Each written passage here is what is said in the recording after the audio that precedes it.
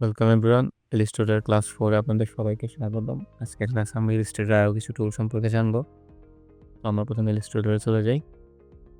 Illustrator আসার পর আজকে আমরা যে টুলটি সম্পর্কে জানবো সেটি হচ্ছে আমাদের টেক্সট টুল। টেক্সট টুল হচ্ছে ইলিস্ট্রেটরের অন্যতম একটি ইম্পর্টেন্ট টুল এবং আমাদের ইলিস্ট্রেটর একদম মোস্ট ইউজেস টুলও বলা যায়। এখান থেকে আমরা এটিকে বিভিন্ন লোগো ডিজাইন থেকে শুরু করে বিভিন্ন ডিজাইনে এর ব্যবহার অনেক বেশি। তো টেক্সট টুলের উপর যদি ক্লিক করি তাহলে আমরা অনেকগুলো অপশন দেখতে পারবো। তো আমরা একটি একটি করে আসি। আমরা প্রথমে টাইপ টুল যাবো, যার শর্টকাট টি। টি দিয়ে আমরা বেসিকভাবেই চাইলে টাইপ করে নিতে পারবো আমাদের প্রয়োজন অনুসারে। এবং টাইপ টুল থেকে বের হওয়ার জন্য স্কেপ বাটন ক্লিক করলে আপনার কিবোর্ডে এখান থেকে আমরা স্কেপ হতে পারবো এবং একে বড় ছোটো করার জন্য আমরা শিফট প্রেস করে ড্র্যাগ অ্যান্ড ড্রপ করতে পারি। ড্র্যাগ করলে এর সাইজ বড় ছোটো করতে পারবো এবং এর প্রপার্টিস চেঞ্জ করার জন্য মানে এর যে আমরা চাইলে এর যে বিভিন্ন ফন্ট রয়েছে এবং ফন্টের ভেরিয়েন্ট রয়েছে, টাইপ ফেসগুলো রয়েছে সেগুলো চেঞ্জ করতে পারবো। আপনার একটি জিনিস বলি, সাধারণত যেমন এখানে একটি রয়েছে মার্মিক প্রো। এটি হচ্ছে একটি ফন্ট যে বা ফন্ট ফ্যামিলি। এখানের ভিতরে যে অপশনগুলো রয়েছে যেমন regular, condensed, bold, semi bold, এগুলো হচ্ছে একটি টাইপ বা টাইপ ফেস। এখান থেকে আমরা চাইলে এদেরকে বড় ছোটো করতে পারবো এবং এর ভিতরে যে ইন্ডিভিজুয়াল স্পেসগুলো রয়েছে সেগুলোকে আমরা চাইলে কমাতে বাড়াতে পারবো। এবং যদি 3 ডটে ক্লিক করি এখানে আরও কিছু অপশান আসবে। আমরা চাইলে এগুলোকে অল ক্যাপস বা আমাদের প্রয়োজন অনুসারে এদেরকে রোটেশনও দিতে পারবো। আমরা 0 করে দিই। দেন এর হাইট আমরা বাড়াইতে পারবো এবং কমাতে পারবো। আমরা আমাদের মতো এগুলোকে কাস্টমাইজ করতে পারবো সোজা কথায়। তারপরে এদের প্যারাগ্রাফ স্টাইলও চেঞ্জ করতে পারবো। তো আমরা এটিকে প্রথমে ডিলিট করে আবার টেক্সট টুল থেকে যদি আমরা কোথাও একটা পয়েন্টে ক্লিক করে ড্র্যাগ করি তাহলে এরকম একটি সেকশন তৈরি হবে, যেখানে আমরা চাইলে অনেকগুলো টেক্সট লিখতে পারবো। লেখার পরে স্কেপ দিয়ে বের হয়ে যাবে। এখন টেক্সটের ফন্ট সাইজ অনেক বড়, আমরা প্রথমে ফন্ট সাইজটি ছোটো করে নিই।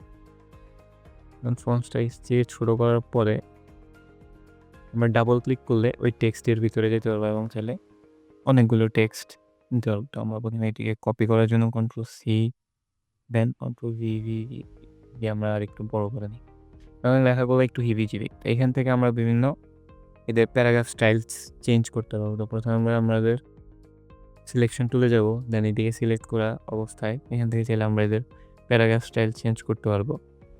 বিভিন্ন স্টাইল আমরা এদেরকে রাখতে পারবো এবং এখান থেকে 3 ডটে ক্লিক করলে তাদের লাইন, গ্যাপ এবং বিভিন্ন জিনিস এখান থেকে অ্যাডজাস্ট করা যেতে পারে।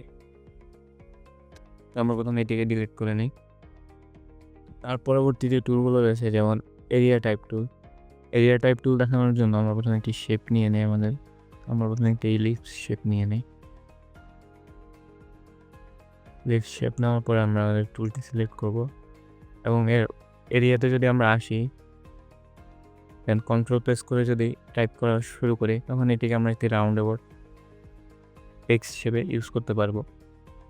কিন্তু আপনারা যদি জাস্ট এভাবে এসে ক্লিক করেন তখন এখানে একটি এরর আসবে আর কি। তো আমরা প্রথমে কন্ট্রোল প্রেস করে এটি প্রথমে আমাদের শেপটিকে সিলেক্ট করতে হবে। সিলেক্ট করার পরে এরিয়া টাইপ টুলে এসে কন্ট্রোল প্রেস করার পরে আপনারা দেখতে পারবেন, অল প্রেস করার পরে এরকম একটি অপশান আসবে আপনাদের টাইপ এরিয়াতে কি রাউন্ডের মতন। দেন ক্লিক করলে পাথের উপরে একদম নির্দিষ্ট যে পাথ রয়েছে তার উপরে যদি ক্লিক করি দেন আমরা এভাবেই আমাদের টেক্সট লিখে বিভিন্ন ডিজাইন করতে পারবো। আমরা এটিকে ডিলিট করে দিই। টাইপ টুলের পরে রয়েছে টাইপ অনে পাথ টুল। এটির জন্য প্রথমে পেন টুল দিয়ে একটি পাথ তৈরি করে নেব। পাথ তৈরি করার পরে যেহেতু ফিল কালার আসতেছে আমরা ফিল কালারটা অফ করে দিই আমাদের প্রপার্টিস প্যানেল থেকে এবং একে স্ট্রোক দিই আমরা অ্যারাউন্ড 5। এর আমরা আমাদের সিলেকশন টুল থেকে এটিকে সিলেক্ট করে নেব। করার পরে যদি আমরা এখান থেকে টাইপ অনে পাথ টুলে আসি আর এর উপরে ক্লিক করি তখন আমরা চাইলে এর উপরে টাইপ করতে পারবো আমাদের প্রয়োজন অনুসারে। তো এরকমভাবে আপনারা চাইলে আপনাদের ডিজাইনগুলোকে কাস্টমাইজ করতে পারবেন বিভিন্ন ধরনের টেক্সট দিয়ে। তারপরে টুলই রয়েছে ভার্টিক্যাল টাইপ টুল। তো এটি জাস্ট হরিজন্টালের বদলে ভার্টিক্যালভাবে টাইপ করে। দেন বাকি যে টুলগুলো রয়েছে যেমন ভার্টিক্যাল এরিয়া টাইপ টুল, ভার্টিক্যাল টাইপ মানে পার্ট টুল, ওগুলো আগের টুলগুলোর মতনই জাস্ট ভার্টিক্যালভাবে কাজ করে। তো আমাদের পরবর্তী যে টুলটি রয়েছে সেটি হচ্ছে টাচপ্যাড টাইপ টুল, টাচ টাইপ টুল। তো এটি দেখানোর জন্য আমরা প্রথমে টাইপ টুল দিয়ে একটা টেক্সট নিয়ে নেই, ফন্ট সাইজটাকে আরও বড় করে নেই। করার পরে যদি আমরা এখানে আসি, দেন আমরা যদি কোনো এডিট করতে যাই তখন যদি আমরা এটিকে সিলেক্ট করি, আমরা চাইলে এটিকে এডিট করতে পারবো। কিন্তু এটি এখনও টেক্সট হিসেবেই আছে, যেমন আমরা চাইলে একে চেঞ্জও করে দিতে পারছি, বা আমরা চাইলে এখানে অন্য কিছু লিখতে পারি। এভাবেই টাইপ টুলের টেক্সট টুলের যে বিভিন্ন টুলগুলো রয়েছে টাইপ টুলের, এগুলো কাজ করে। এই ছিল আজকের ক্লাসের মতো। দেখা হচ্ছে পরবর্তী ক্লাস। ধন্যবাদ।